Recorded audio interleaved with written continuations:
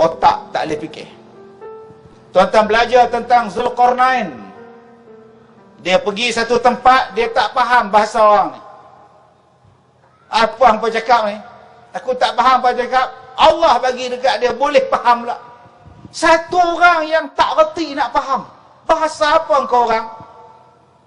Dia dapat tahu bahawa bangsa ni diserang oleh dua bangsa, nama dia Ya'juj dan Ma'juj.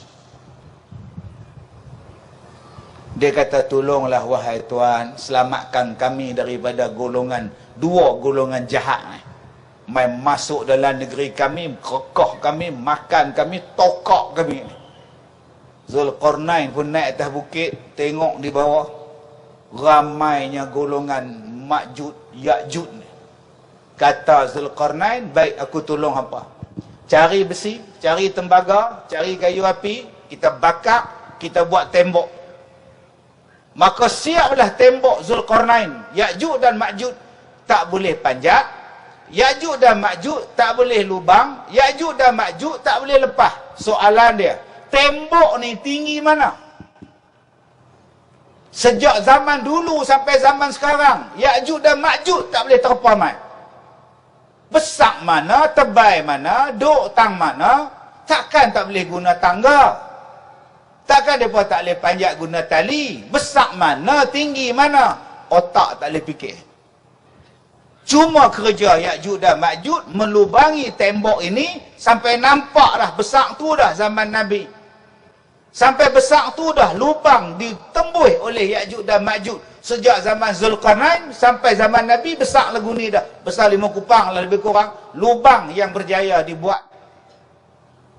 Tu pun ulama-ulama kata, bila azan berkumandang, lubang yang mereka kambuh tutup.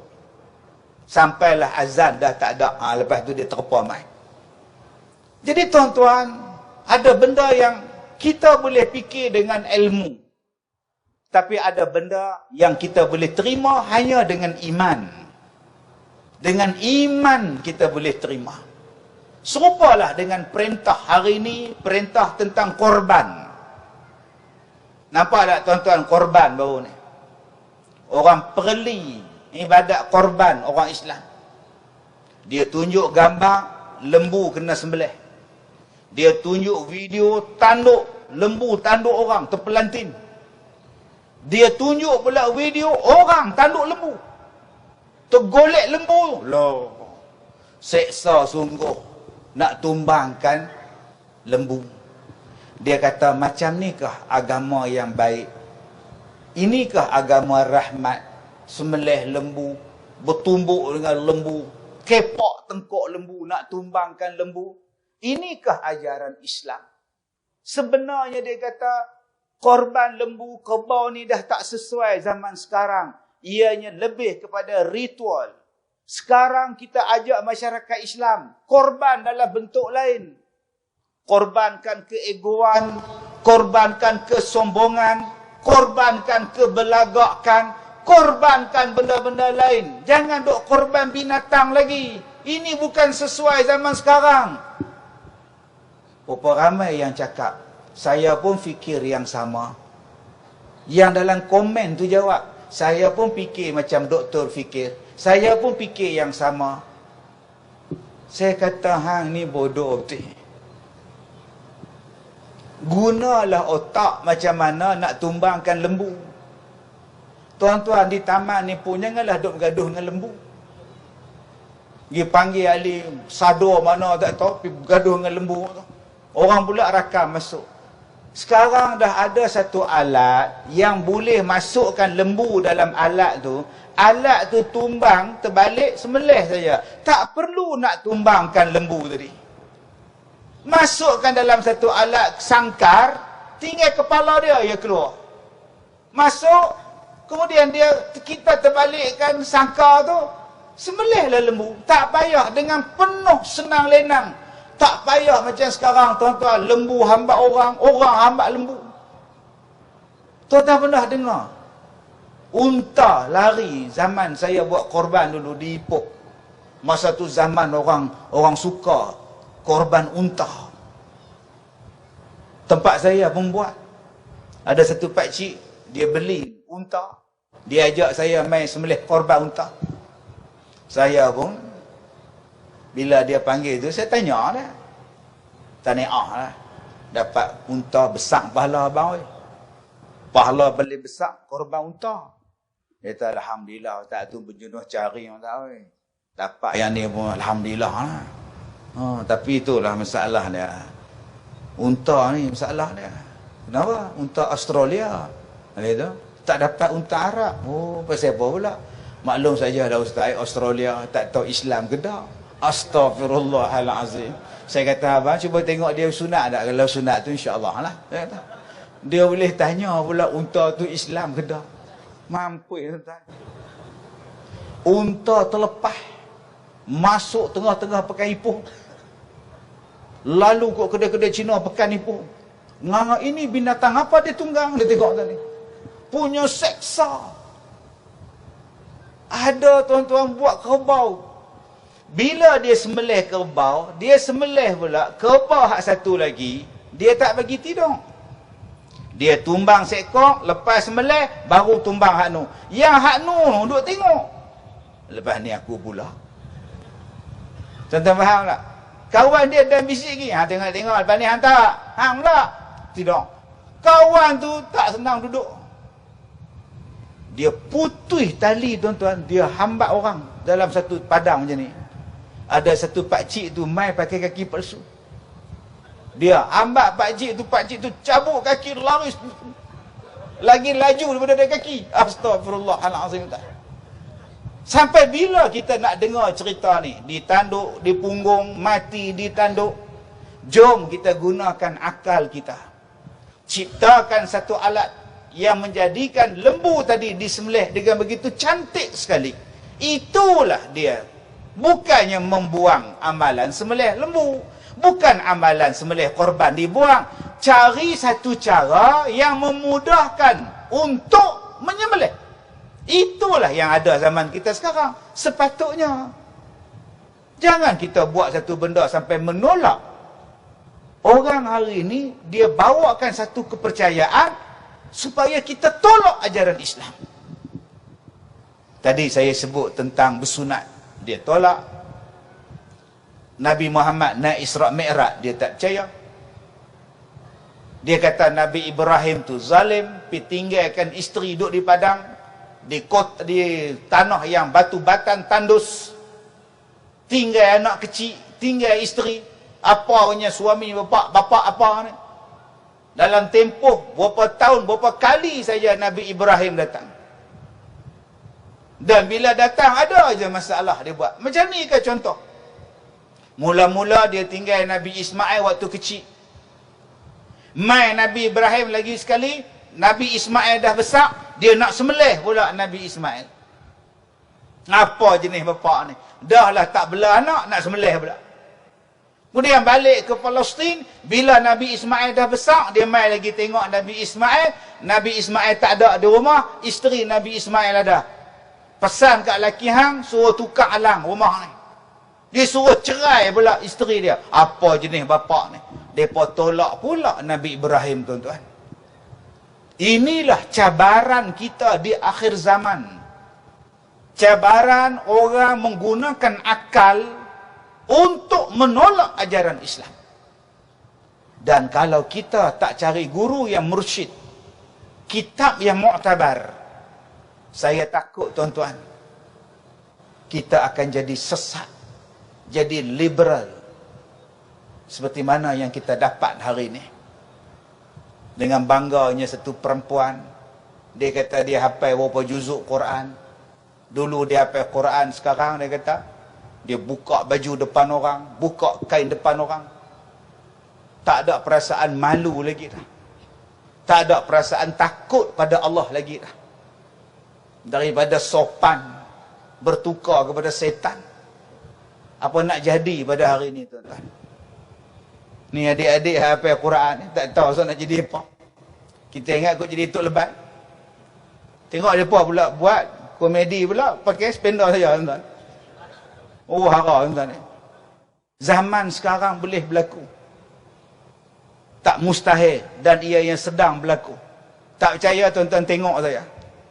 Saya baru habis 2 bulan berlakon filem. Jadi hero pula tu. Dulu jadi ustaz, sekarang jadi bintang filem. Itu pun tanda-tanda kiamat tuan-tuan. Tak pernah faham, tak faham sudah tak. Dia akan jadi benda-benda itu. Yang kita hak mengaji di sini pun belum tentu lagi selamat. Yang mengaji di surau ni pun belum tentu selamat. Saya dengar satu ustaz ceramah. Bila kita salam, enggak boleh tunduk-tunduk. Jangan tunduk. Nabi enggak buat. Oh, sudah. Tuan-tuan pernah tengok ada orang salam. Mai salam Ustaz Ikram. Nabi enggak buat itu. Enggak ada. Oh, sudah. Orang hari ni salam macam tu. Kita bila nak lalu depan orang, mak pakcik, tumpah lalu pakcik. Enggak ada. Nabi enggak buat itu. Bid'ah itu. Bid'ah, tuan-tuan. Mampus. Habis itu macam mana nak lalu depan orang? Langkah kepalanya. Gila ke apa, tuan-tuan? Sampai nak tunduk pun tak boleh. Nak bersalam tunduk pun tak boleh. Ajaran apa ini, tuan-tuan ini? Semua jadi bid'ah belakang ni. La ilaha illallah. Susah hatinya zaman sekarang, tuan-tuan. Nabi Muhammad enggak pakai songkok hitam. Astagfirullahalazim, buang pula songkok. Ni macam mana cerita ni, tuan-tuan? Sebab tu kita di Malaysia ataupun tanah Melayu ni, kita hidup aman beratus-ratus tahun. Sesama kita tak pernah bergaduh. Kita tak pernah berbunuh sesama Melayu. Tak pernah berperang kerana perbezaan-perbezaan ini. Daripada dulu kita menggunakan mazhab Syafi'i. Tak pernah bergaduh. Daripada dulu kita gunakan Asy'ariyah, Maturidiyah untuk tauhid kita. Kita tak pernah bergaduh. Kita gunakan tasawuf, Al-Ghazali. Kita tak pernah bergaduh. Sebab 3 benda ini asas dalam agama kita, kita ambil 3 ni. Tak bergaduh beratus-ratus tahun Islam datang ke tanah Melayu. Tetapi bermula pada tahun 2000 sudah wujud bibit-bibit kafir mengkafir, sesat menyesat, bid'ah membid'ah. Malah ada yang mengatakan halal menumpahkan darah orang yang buat benda bid'ah. Sudah, tuan-tuan. Dan hari ini menakutkan kita. Sampai baca Yasin malam Jumaat bid'ah. Baca talqin tak boleh. Kafir, syirik, semuanya ada. Dan kita hari ini dah duduk tak seronok dah. Saya sebagai penceramah dah 30 tahun saya ceramah, saya pun dah tak seronok dah, tuan-tuan. Tak seronok dah. Orang hari ini berani bercakap ustaz sesat, ustaz bid'ah. Saya tanya kenapa bid'ah pula? Nabi tak pernah buat 20. Kenapa ustaz buat 20? Nabi cuma buat 20, Nabi cuma buat 8 rakaat sembahyang tarawih. Ustaz sesat. Sabar selalu. Jangan cakap cepat sangat sesat. Tak. Saya cakap terang-terang, ustaz. Saya pegang Nabi, ustaz. Lain, minta maaf, ustaz. Ini sesat. Bid'ah. Macam ni, abang. Minggu depan, kita pergi Mekah. Kita sembahyang tarawih di Mekah. Abang pergi cakap dekat tu imam tu. Anta bid'ah. Pasal dia buat 20. Agak-agak abang berani tak? Dia sepak tu Arab, bisu abang tahu tak? Abang boleh cakap dekat tu imam kita. Tu imam tu tua tak larat, tangan pun ketak-ketak. Allah. Bolehlah abang berani cakap. Bida'ah tu imam. Dia sepak pun tak sampai. Pergi cakap dekat tu Arab tu. Jangan cepat sangat. Mereka pun buat 20 sabang selalu. Sebab selalu. Tak, saya ustaz. Saya cakap ustaz. Saya nak ikut direct dengan Nabi. Oh. Saya tak nak pakai mazhab ni. Mazhab ni saya tak mau pakai. Mazhab. Bukan mazhab. Mazhab. Tak, Nabi tak ada mazhab. Pasal apa ustaz buat mazhab? Saya kata, empat-empat ni pun ikut Nabi. Empat mazhab ni pun abang, dia ikut Nabi. Dia pun bukan buat mereka punya, bukan ajaran mereka. Hak Nabi hak ni dia pegang yang ni, Nabi buat yang ni, hak ni pegang. Empat-empat betul, tak sesat. Nabi Muhammad pernah sakit pinggang. Nabi Muhammad bawa kumpulan Sariyah, kumpulan 30 orang lebih kurang, tentera berkuda berjalan, Nabi jatuh. Nabi sakit pinggang. Bila Nabi jadi imam sembahyang, Nabi duduk. Lalu Nabi suruh semua sahabat di belakang dia duduk. Sebab dia duduk, dia imam, dia duduk. Satu hari Nabi sakit di Madinah. Nabi jadi imam, Nabi duduk. Sahabat berdiri. Nabi duduk, sahabat berdiri. Yang pertama tadi, Nabi duduk dan sahabat duduk. Mana satu betul? Yang dua-dua duduk atau Nabi duduk, sahabat berdiri. Mana yang betul? Yang nombor satu atau nombor dua? Dua-dua betul. Dua-dua betul. Sebab dia perbuatan Nabi. Maka Imam Syafi'i, dia ambil yang kedua. Imam duduk, makmum kena berdiri. Imam Hambali, dia ikut yang kedua. Imam duduk, makmum pun kena duduk. Dua-dua betul. Nak ikut yang mana? Ikutlah. Kami di Malaysia ambil yang Syafi'i. Itu kaedah dia. Bukan maknanya Syafi'i bawa ajaran baru, Maliki bawa ajaran baru. Tak, dia tak bawa. Dia ambil hak Nabi punya. Kalau abang betul nak ikut pada Nabi, direct dengan Nabi, abang ambil Quran yang ada di rumah abang tu, pergi bagi kat surau. Abang cari balik Quran hak zaman Nabi, abang baca Quran tu. Mana nak cari Quran tu ustaz? Ada kat museum di Turki. Ada. Quran yang di rumah Hafsah binti Umar ada disimpan di museum tu. Di Madinah pun ada, di Mekah pun ada, di Turki pun ada. Quran tu tak ada baris, Quran tu tak ada titik, Quran tu bukan macam sekarang punya tulisan. Abang baca balik Quran yang tu, ambil hak zaman Nabi punya. Nak boleh tak erti baca? Pasal apa tak erti baca pula? Sebab itu ulama menerangkan, yang ni baca macam ni, yang ni baca macam ni. Aku buh titik di atas, aku buh titik di bawah, aku buh baris di atas, aku buh baris depan. Supaya hang senang baca. Kalau hang nak direct hak Nabi punya, hang ambil yang asal. Tak boleh baca bang. Abang bukan orang Arab. Abang perlukan baris, abang perlukan titik, abang perlukan tanwin. Sebab tu ulama-ulama dia bariskan supaya bunyinya macam bunyi Arab.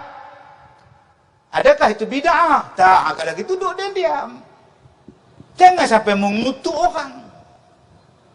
Kalau kita nak faham kepada agama tadi, minta belajarlah dengan ulama. Ulama dah kaji, dah faham dah. Jadi tuan-tuan yang saya hormati, saya tengok adik-adik kita ni duk edar tabung dari tadi, tuan. Jadi yang mana belum masukkan sumbangan dalam tabung tu, bagilah kat mereka supaya mereka senang duduk, saya pun senang ceramah. Tidak saya tengok mereka tu, bila nak duduk tu buat ni. Cepat kan, buat kutipan ke adik oi, supaya senang. Saya 10.30 saya nak berhenti dah. Lagi 11 minit lagi guys. Baik tuan-tuan yang saya muliakan. Yang pertama, kesesatan. Yang kedua, tentang perang yang disebut sebagai perang di akhir zaman. Nama perang itu ialah Malhamah Kubra. Peperangan yang sangat dahsyat. Kalau tuan-tuan baca tentang Albert Einstein, ahli fizik yang terkenal dalam dunia ni, tak kira lah dia Yahudi ke apa tu, masalah dia. Dia kata tentang perang dunia. Perang dunia pertama, perang dunia kedua, perang dunia ketiga dan perang dunia keempat. Einstein kata perang dunia dia ada sampai 4. Yang ketiga tu perang dunia yang melibatkan nuklear. Dan yang keempat tu ialah peperangan yang melibatkan senjata yang tak ada senjata. Yang tak ada senjata. Tak tahu tak ada senjata lagu mana. Pakai batu. Kerih gamaknya, pedang gamaknya, panah gamaknya. Itu kata Einstein. Biar ambil kat dia, dia bukan Nabi pun, kita nak percaya dia apa? Kita percaya hak Nabi kita. Nabi kata tentang 3 buah negara. 3 buah tempat. Yang pertama Iraq, yang keduanya ialah Syam, dan yang ketiganya ialah Mesir. Nabi kata akan berlaku tahanan di Iraq dengan dirhamnya. Akan berlaku di Syam, mud dengan dinarnya. Akan berlaku takaran di Mesir dengan dinarnya. Dan kamu akan kembali seperti sedia kala. U'idtum min haitsuma bada'tum. Kamu akan balik semula macam kamu daripada asal. Kamu akan balik semula macam mana kamu dari asal. Kamu akan balik semula macam mana kamu jadi dari asal. 3 kali Nabi ulang benda ni, tuan-tuan. Nabi kalau ulang benda yang sama 3 kali, itu menunjukkan bahawa benda tu penting. Benda tu akan berlaku dan benda itu adalah besar. Dan Nabi ulang, kamu akan balik macam asal, kamu akan balik macam asal, kamu akan balik macam asal. Mula-mula Nabi sebut tentang 3 buah negeri ini akan bergolak. Pergolakan yang pertama Nabi sebut di Iraq. Dan Iraq daripada dulu sampai sekarang sentiasa bermasalah. Orang yang mula menyebarkan Islam di Iraq namanya Sa'ad bin Abi Waqqas. Dia bawa Islam, dia sebarkan Islam di Iraq. Waktu tu Iraq belum Islam. Sahabat Nabi ni bawa Islam. Begitu juga di Mesir. Orang Islam bawa Amru al-As dan sebagainya. Umar al-Khattab hantar Amru al-As misalnya. Dan tuan-tuan cuba lihat orang Iraq, orangnya Arab. Dia berbeza dengan Iran. Iran bukan Arab. Iran ialah Parsi. Iraq itu adalah Arab. Dan Nabi sebut bahawa di antara kerosakan yang akan berlaku ialah kemusnahan Iraq. Dan sungguh tuan-tuan, selepas berlaku peperangan Iran dan Iraq awal tahun 80-an, berlaku pula pada awal 90-an, Iraq dibom bertubi-tubi. Sehinggalah hancur kerajaan dia. Mati pemimpin dia. Akibat daripada fitnah yang kononnya mengatakan bahawa Saddam Hussein itu mengeluarkan bom atom, bom nuklear besar-besaran. Akibat daripada fitnah, dihalalkan diserangnya Iraq daripada penjuru kanan kiri atas bawah, dari laut, daripada darat. Dan bila jatuh kerajaan Saddam, sampai sekarang orang tak jumpa pun bom dia. Sebaliknya puak Amerika yang jumpa minyak, yang jumpa macam-macam, jadi sumber kekayaan. Dan Nabi sebut tanda-tanda kiamat, sungai yang terdapat di Iraq akan jadi kering. Dan pada masa itu muncullah emas-emas yang akan direbutkan oleh manusia. Dan hari ini tuan-tuan, sungai Euphrates dan sungai Tigris sedang mengering.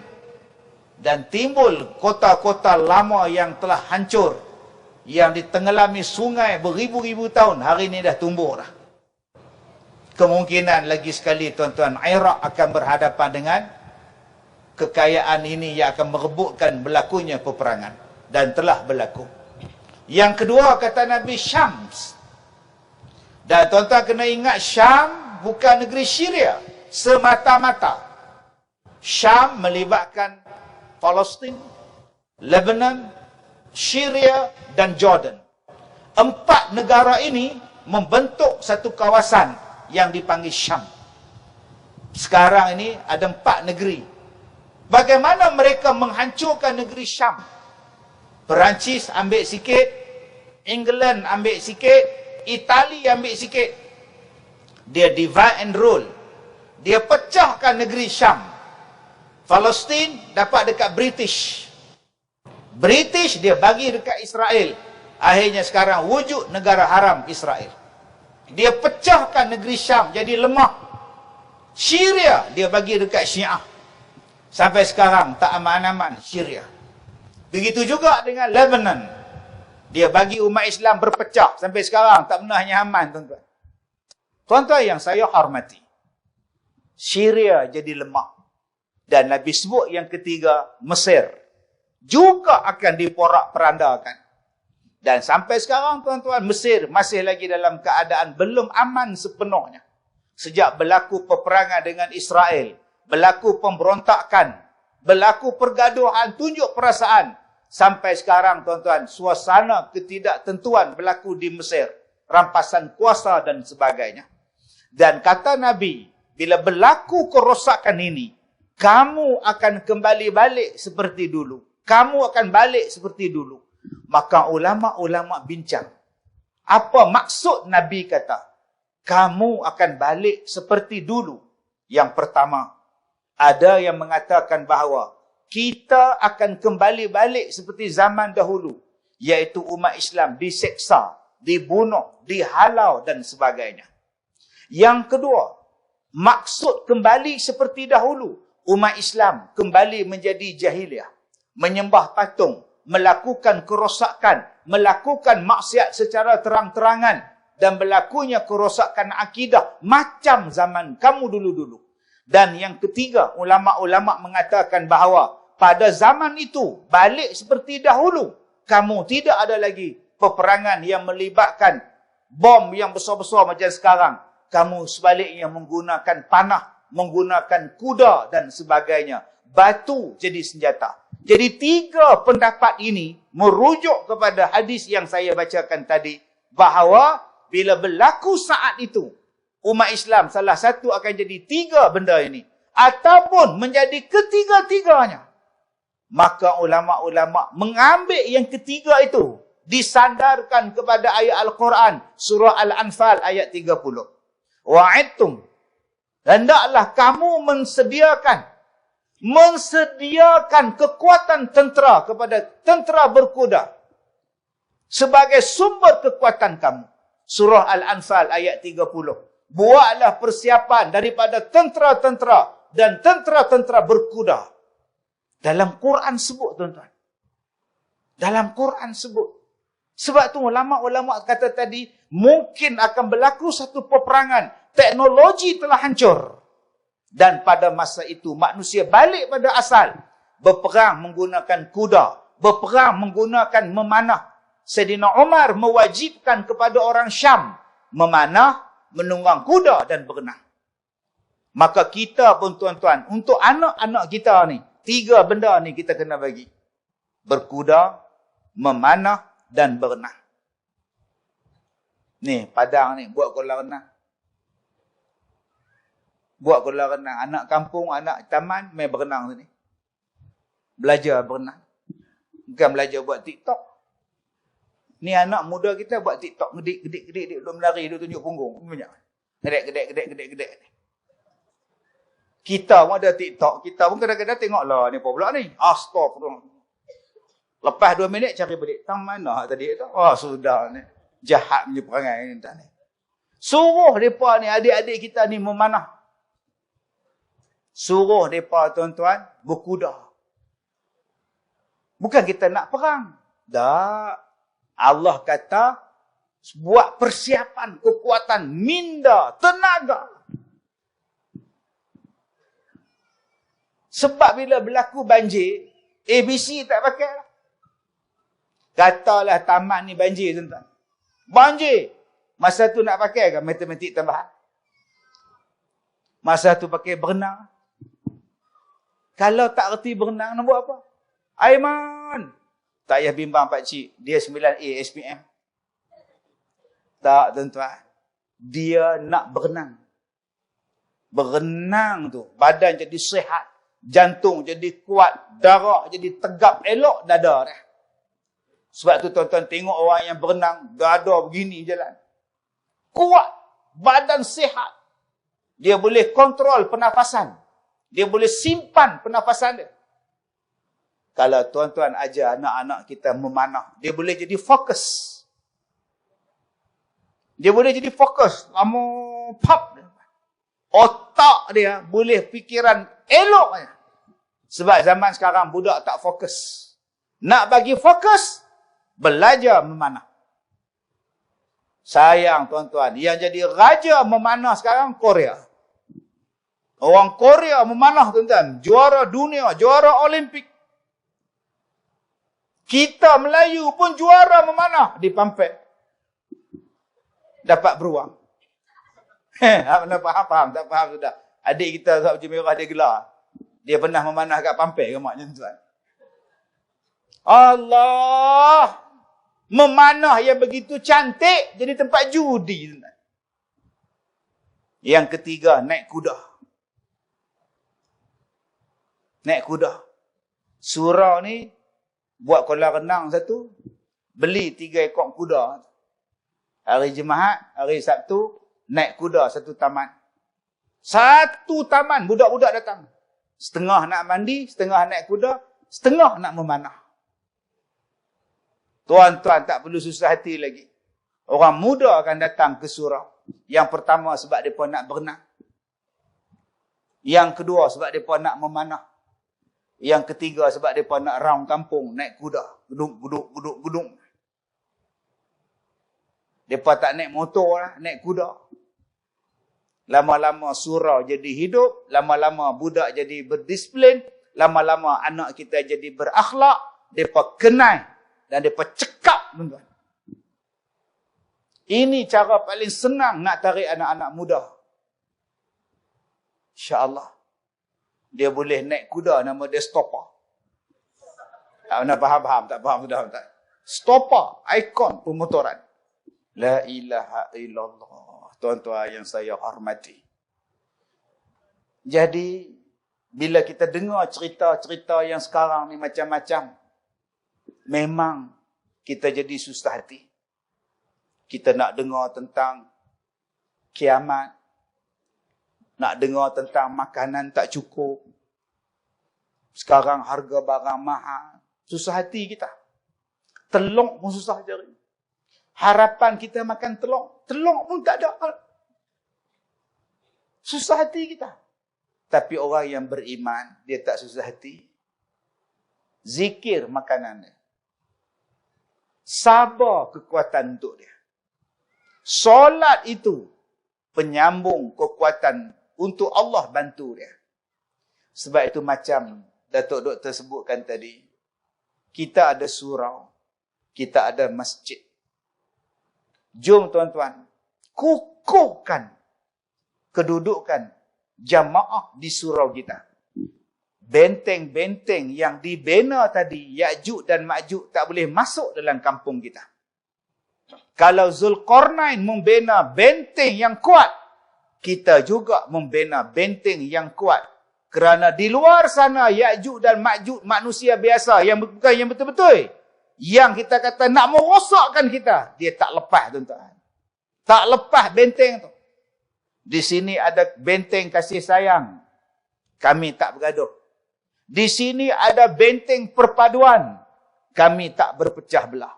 Di sini ada benteng kerjasama. Hampa jangan duk rosakkan. Di sini ada benteng hormat menghormati. Hampa jangan nak fitnah kami. Kami di sini kuat. Benteng kami kukuh daripada pahaman Ya'juj dan Ma'juj. Hampa pergi jauh.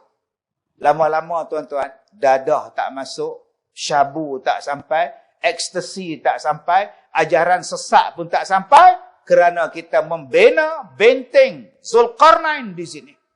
Walaupun tak nampak benteng itu, tetapi nampak dengan perpaduan kita. Yang kedua tuan-tuan yang dirahmati Allah, kita bercakap tentang soal Dajjal yang nak menyesatkan kita, yang nak menipu kita. Kalau orang tanya, Dajjal tu apa? Dajjal tu penipu. Maka kita di sini membina kekuatan iman. Sebab orang yang beriman, dia tak mudah ditipu.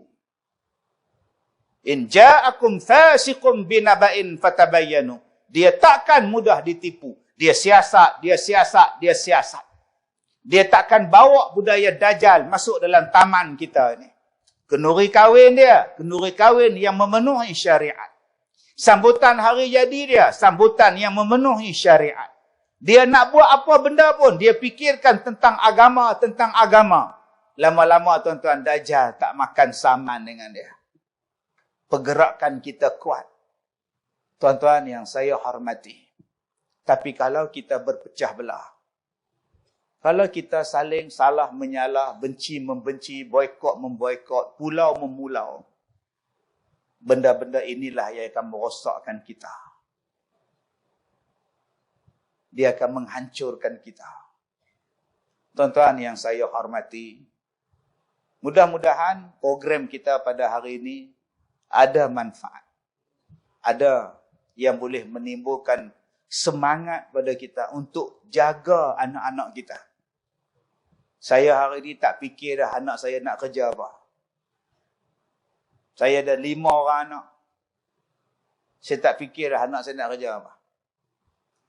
Mereka nak sambung belajar ke? Mereka nak berhenti belajar ke? Mereka dapat kerja ke? Mereka tak dapat kerja ke? Itu rezeki Tuhan. Anak saya yang pertama dah selesai dah ijazah dah. Yang nombor 2 bulan 8 ni habis dah. Ijazah dah. Nombor 3 tamat dah. Nombor 4 buat farmasi. Nombor 5 ni farmasi juga. Saya tak fikir dah nak kerja apa. Yang saya fikir ialah nak selamatkan akidah mereka. Yang saya fikirkan ialah nak selamatkan iman mereka. Saya nak jadi macam Nabi Yaqub, nak jadi macam Nabi Ibrahim. Yang tanya pada anak-anak dia, ma ta'buduna min ba'di? Apakah yang akan kamu semua sembah selepas aku mati? Kalau ayah mati, hampa nak sembah apa? Qalu na'budu ilahaka wa ilaha abaika Ibrahim. Kami nak sembah Tuhan yang telah disembah oleh Nabi Ibrahim, yang disembah oleh Nabi Ismail. Kami nak sembah Allah saja. Kita kena sediakan kekuatan akidah pada anak kita. Yang ni ya tuan-tuan, rezeki Tuhan bagi. Dia nak kerja apa pun Tuhan bagi kat dia. Tapi pastikan sebelum kita mati, kita tinggalkan akidah yang baik, yang benar untuk anak kita. Sebab sekarang tuan-tuan, ada orang yang sanggup isytihar keluar daripada Islam hanya kerana orang marah dia nak jadi pondan. Dia kata kalau macam ni susah sangat nak jadi perempuan, baik saya jadi keluar daripada Islam. Dia sanggup buang Islam, janji dia jadi perempuan padahal dia jantan. Tuan-tuan tak susah hati benda ni. Ada orang yang duk menyanyi lagu nasyid, lagu agama ni tuan-tuan, hari ni jadi pondan, tuan-tuan tahu tak? Dulu duk menyanyi nasyid, menyanyi begini pegang nasyid. Lah tu dia pondan pula dah. Sudah. Pelik oh. Tak mustahil tuan-tuan, hak ceramah ni pun sok jadi pondan ni. Tanya boy, akan jadi tuan-tuan. Cabaran ni. Tuan-tuan tahu tak hari ni ada budak-budak muda kita yang buat kursus kononnya nak belajar tentang agama lain. Dan masuk dalam rumah ibadat orang lain. Duduk dengar ceramah. Ini apa, ini apa. Hak masjid dia tak mai, surau dia tak mai, dia belajar tuan-tuan. Dan ada ustaz yang bawa, jom kita belajar tentang agama lain. Siapa suruh? Tuan-tuan tak susah hati. Pelopornya orang yang mengaku Islam. Masjid hang tak sampai, surau hang tak semayang, hampir duduk cokoh, duduk tengok orang lain semayang. Konon-kononnya nak belajar budaya masyarakat berbilang kaum. Tak kena tuan-tuan. Tak kena. Sebab tu, banyakkanlah program untuk menguatkan akidah anak-anak kita. Supaya tidak jatuh kepada kesesatan yang membawa kepada kerosakan kita di dunia dan kerugian kita di akhirat. Jadi sekadar itu sahaja. Saya minta maaf kepada tuan-tuan jika terkasar bahasa. Terima kasih kepada saudara Ikram, saya ngusik dia. Terima kasih kepada doktor. Terima kasih kepada semua tuan-tuan. Kita jumpa lagi insya-Allah di lain masa. Wabillahi taufiq wal hidayah. Assalamualaikum warahmatullahi wabarakatuh.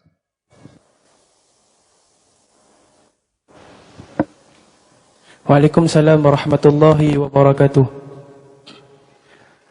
Alhamdulillah sudah berakhir kita program pada hari ini insya-Allah. InsyaAllah saya nak umum 2-3 perkara. Okey, yang pertama kita ada buat lancarkan pengumpulan Al-Quran yang sudah tidak digunakan di rumah. ataupun lama-lama, kitab lama. Jadi insya-Allah kepada semua yang nak hantar esok boleh hantar di restoran Haji Ramli. Tunggu di situ. Sekilo RM RM5 untuk kita buat balik ke Kulim, untuk kita buat proses permunian insya-Allah. Al-Quran tidak layak disebut sebagai pelupusan kerana kalam suci Al-Quran. Al-Quran perlu sebut murni untuk kita memuliakan sesuatu Al-Quran insya-Allah. Esok boleh hantar sehingga 20 hari bulan insya-Allah. Yang mana ada di rumah, ada kitab-kitab Al-Quran lama yang ada di rumah, insya-Allah boleh pergi di restoran Haji Ramli insya-Allah. Insya-Allah. Yang kedua, saya minta ibu-ibu, ayah-ayah yang ada di sini